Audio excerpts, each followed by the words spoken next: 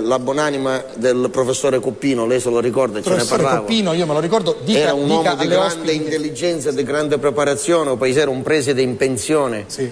Che era anche bravo, che sapeva fare i sedute spiritiche. Ah sì? Sì, ce la faceva a chiamare... Faceva le sedute spiritiche? Sì, io la rosa. Sì, ci credo. Ce la faceva a chiamare le anime, sì. Ce la faceva a chiamare le anime. E quando morì Don Salvatore Salumere... Don Salvatore Salumere era uno che a paese che ce l'aveva per vizio, però stava portato avanti questa cosa. Per esempio lei, signorina Catena, ci andava e ci diceva 100 grammi di mortadella. E chi so tagliava, abbiamo andato avanti, e 180, che faccio? La lascio? Vabbè, quello sempre. Sempre, dappertutto. Ovunque. Però un cristiano che sopporta, però ci sono momenti che poi tutti uno... fanno così. Ma si incazza, si può dire si incazza. L'ha detto già. Perché dice, se io te ne domando 100 dopo grammi, che lo dice. io te ne domando 100 grammi, avevi 30 anni che fai un salumere, e che ne sbagli di 80 grammi, poi ci andava per 150 grammi di cose cavallo. Ci lo spiega per favore che ho cose cavallo? Non cose cavallo, di cacio cavallo, cacio, il formaggio. Se lei dice cose cavallo, la signorina cosa può pensare? Le cose del cavallo, il cacio cavallo. Il cacio cavallo non è solo siciliano, quindi... No, ma cose cavallo sì. Non è... C'è un... 150 grammi, io lo tagliavo, faceva, e 210 grammi, che fa? Lo lasciamo? Esatto. Lo lasciamo. E allora c'era uno che veramente non ce lo sopportava più. Non ce lo sopportava al punto che non si Piano piano, non lo so, piano. Non si dovesse fare mai, signor La Rosa, qualunque ci desiderava la morte. Era proprio...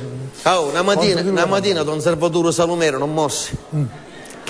Ma cosa da impazzire, signor La Rosa? Ci rimase uno scrupolo di coscienza per questo fatto, che io ci aveva desiderato la morte, che si nieva sempre al professore Coppino di dietro a dire: facciamo una seduta spiritica. Queste sedute spiritiche sono pericolose, non è che si possono fare quando ti passa per la testa, no, c'è un momento in cui l'energia si deve... Bravo, c'è l'energia dalla congiuntura, dalla cognendura, dalla angumatura, di tutte queste cose. Fino a quando una sera il professore Marco Coppino, uomo di grande cultura lo paese, come andava sempre col giornale nella secchetta, dice: facciamo questa seduta spiritica, e chiamava a mia, perché più energia, non disprezzando i presenti. No, per carità. A me l'energia me ne esce dall'occhio.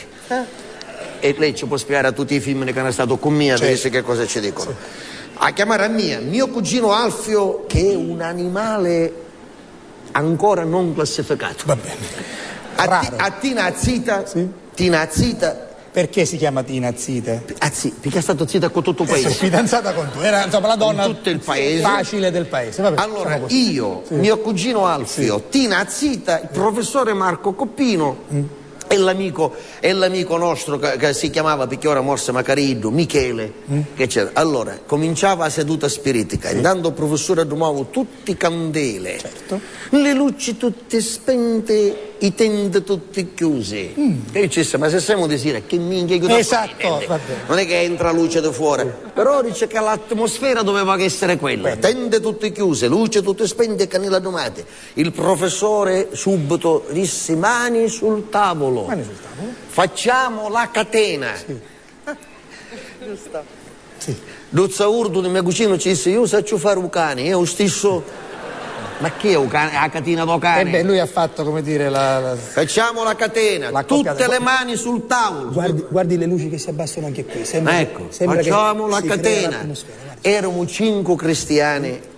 Se la matematica non è un'opinione, 5 cristiani per 2 mani.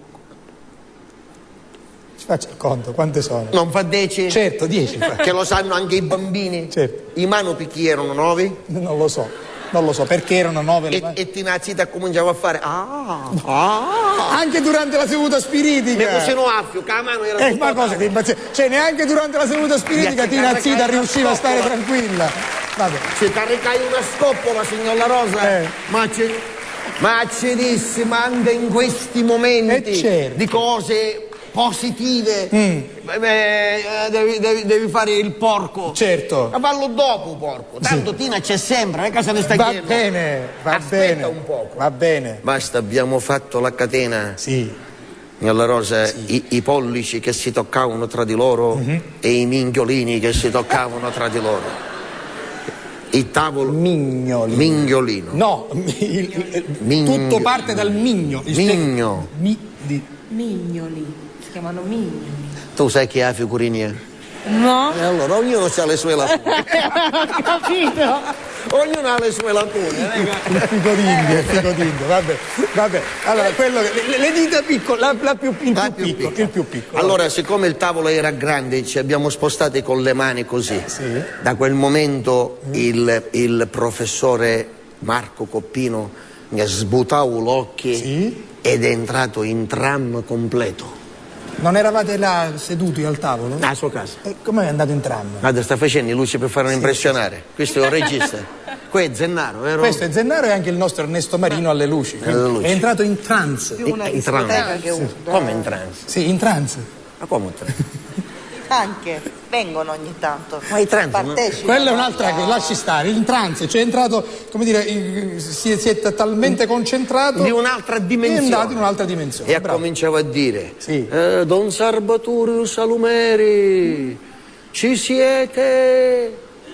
Gli sufforo. Don Salvatore Salumieri, ci siete? Don Salvatore Salumeri, ci siete? Se ci sei, batti un colpo! E sentisse tom, e una voce: su due, che facci? Lascio. E quello Salumiere era nella vita e anche nell'aldilà.